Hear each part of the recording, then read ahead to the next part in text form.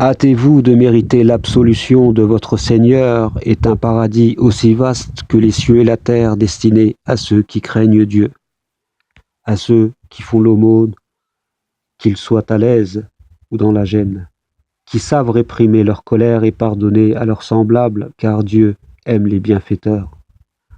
À ceux qui, ayant commis un forfait ou une injustice envers eux-mêmes, invoquent Dieu pour lui demander pardon de leurs péchés. Car qui peut absoudre un pécheur si ce n'est le Seigneur?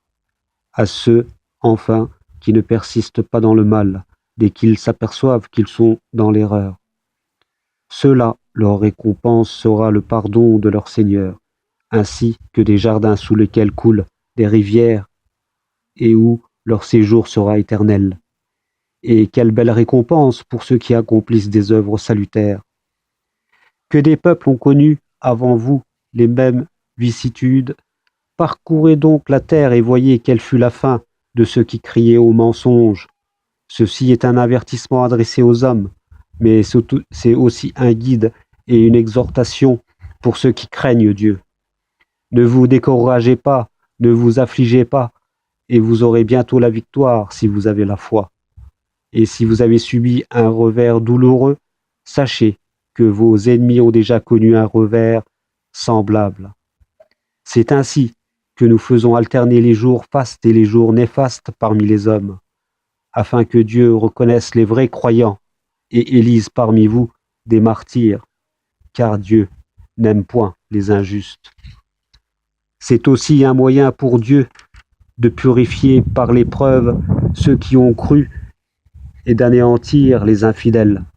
Pensiez-vous entrer au paradis sans que Dieu ait jamais mis à l'épreuve la sincérité et l'endurance de ceux d'entre vous qui ont combattu pour lui?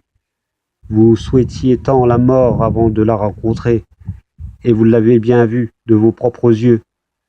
Mohammed n'est qu'un prophète parmi tant d'autres qui sont passés avant lui.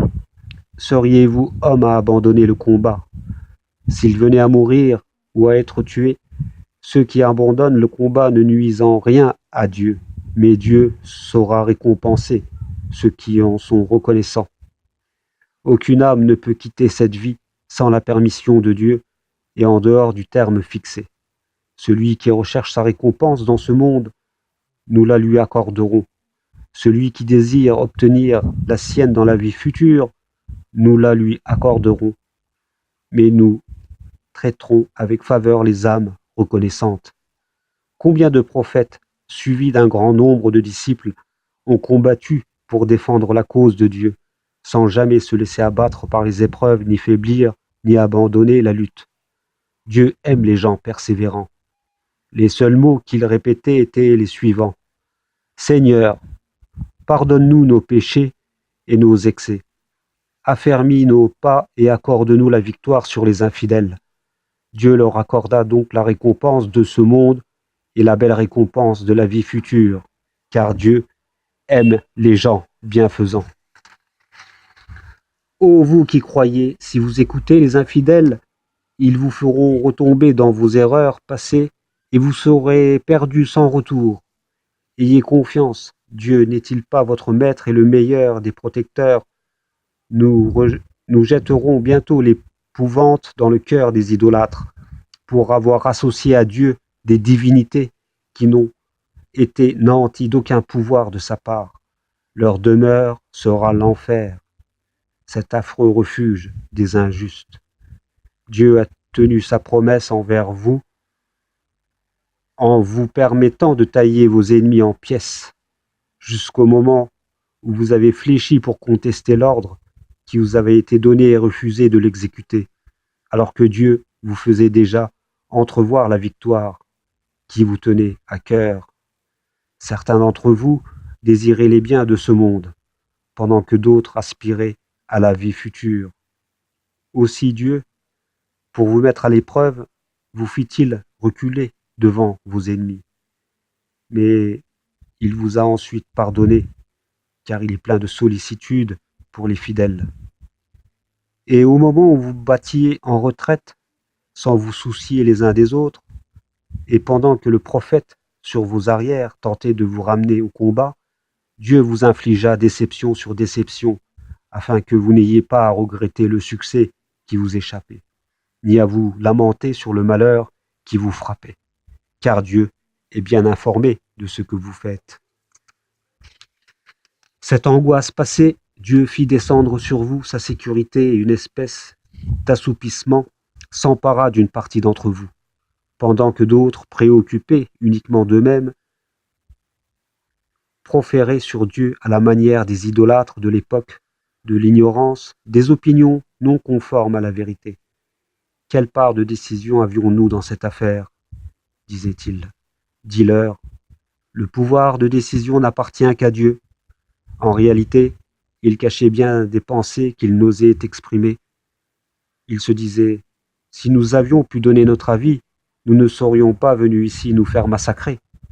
Dis-leur, même si vous étiez restés chez vous, ceux qui devaient mourir seraient sortis pour venir tomber là où leur destin les appelait. Cela est arrivé afin que Dieu mette à l'épreuve votre patience et votre courage dans l'adversité, car Dieu connaît bien ce que recèlent les cœurs. Et si certains parmi vous ont battu en retraite le jour de la rencontre des deux armées, c'est uniquement parce qu'ils avaient cédé aux instigations de Satan, en raison de quelques péchés qu'ils avaient commis. Néanmoins, Dieu leur a pardonné, car il est plein de miséricorde et de mansuétude. Ô vous qui croyez, n'imitez pas l'exemple de ces infidèles qui disent de leurs frères morts en voyage ou à la guerre, s'ils étaient restés avec nous, ils ne seraient pas morts, ou ils n'auraient pas été tués. Cette idée, Dieu a voulu en faire un sujet de chagrin pour eux, car en réalité, Dieu seul donne la vie et la mort, et observe clairement tous vos actes. Par ailleurs, que vous soyez tués au service de Dieu, ou que vous soyez morts de mort naturelle, le pardon de la miséricorde de Dieu ne sont-ils pas plus précieux que toutes les richesses que vous pouvez accumuler ?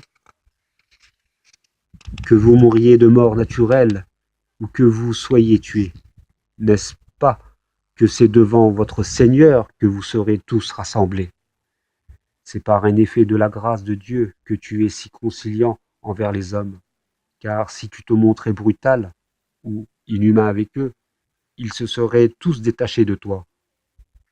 Sois donc bienveillant à leur égard, implore le pardon de Dieu en leur faveur, consulte-les quand il s'agit de prendre une décision.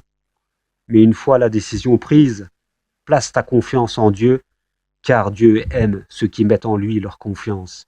Si Dieu vient à votre secours, nul ne pourra vous vaincre. Et s'il vous abandonne, qui donc, en dehors de lui, pourra vous secourir ? Que les croyants mettent donc leur confiance en leur Seigneur. Il ne sied nullement à un prophète de dérober une partie du butin, car quiconque l'aurait fait serait tenu de rapporter le butin dérobé le jour du jugement dernier. Et c'est le jour où toute âme sera rétribuée selon ce qu'elle aura accompli et où personne ne sera lésé. Peut-on comparer celui qui s'applique à être agréable à Dieu à celui qui s'attire sa colère et qui aurait pour séjour la Jehem, cette affreuse demeure ? Ils occupent des degrés différents auprès de Dieu, qui perçoit parfaitement leurs œuvres.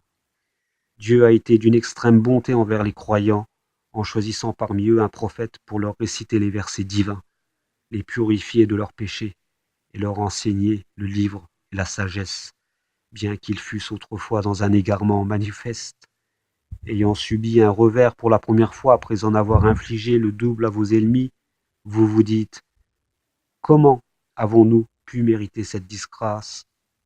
Dis-leur, vous ne devez vous en prendre qu'à vous-même, la puissance de Dieu n'a point de limite.